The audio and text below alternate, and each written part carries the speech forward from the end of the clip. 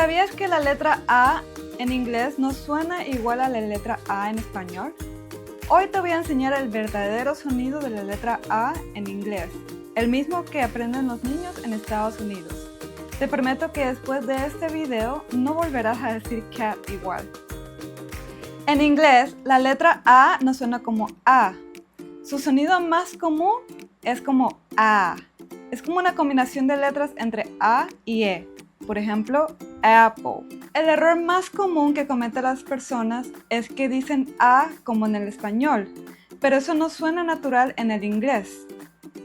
No digas cat, mejor di cat.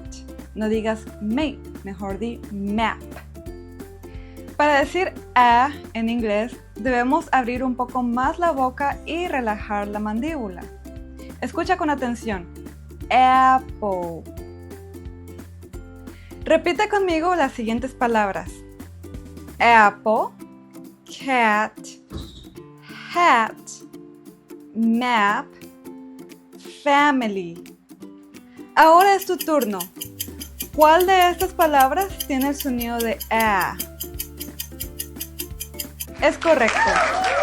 Cat tiene el sonido de A. Perfecto. Hoy has aprendido que la letra A suena como E, no como en el español.